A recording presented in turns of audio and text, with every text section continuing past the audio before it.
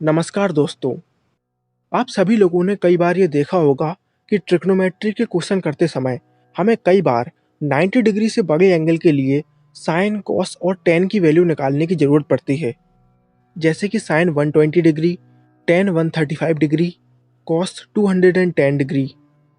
तो आज के इस वीडियो में मैं आपको बताने वाला हूँ कि कैसे आप बड़ी आसानी से 90 डिग्री से बड़े एंगल के लिए ट्रिग्नोमेट्रिक रेशियो की वैल्यू निकालते हैं।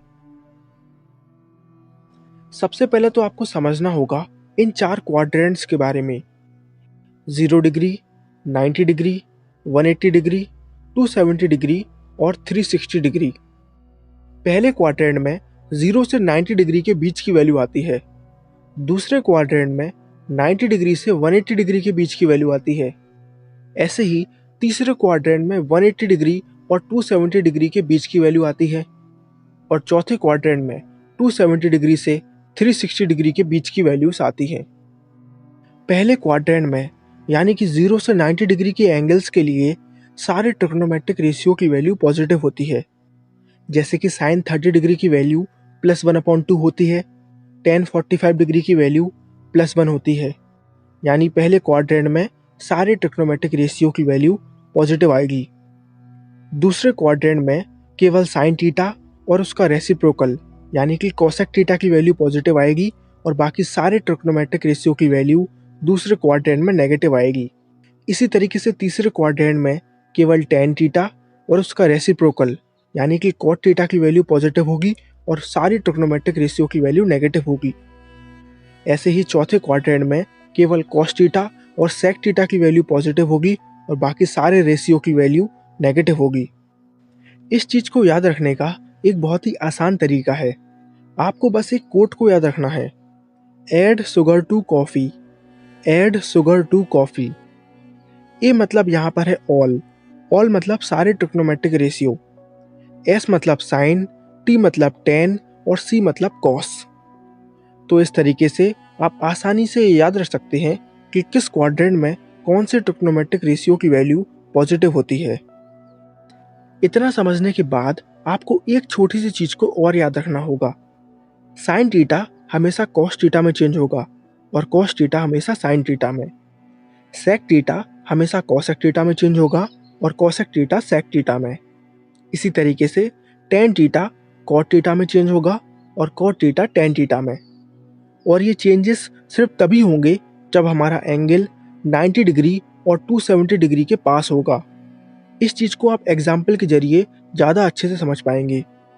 मान लीजिए कि हमें साइन 120 डिग्री की वैल्यू निकालनी है। तो सबसे पहले हमने ये देखा कि 120 डिग्री 90 डिग्री और 180 डिग्री के बीच में आती है, यानी कि सेकंड क्वाड्रेंट में, राइट। आप देखिए कि सेकंड क्वाड्रेंट में साइन थीटा लिखा हुआ है, यानी कि सेकंड क्वाड्रेंट में साइन थीटा की वैल्यू पॉजिटिव होती है। तो एक बात तो यहाँ पर पक्की हो गई कि साइन 120 डिग्री की वैल्यू पॉजिटिव आएगी, तो हम यहाँ पर पॉजिटिव साइन लगा देंगे। अब आगे 120 डिग्री 90 डिग्री से 30 डिग्री ज़्यादा है, राइट। अब मैंने आपसे कहा था कि अगर हमारा एंगल 90 डिग्री या फिर 270 डिग्री के पास होगा तो वो चेंज हो जाएगा, राइट। अब साइन थीटा कॉस थीटा में चेंज हो जाता है, तो हम यहाँ पर लिख देंगे कॉस और इसके आगे लिख देंगे 30 डिग्री। 30 डिग्री इसलिए क्योंकि 120 डिग्री जो था वो 90 डिग्री से 30 डिग्री ज़्यादा था, राइट।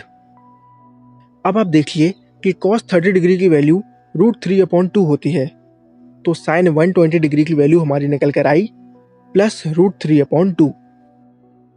चलिए एक और एग्जांपल ले लेते हैं।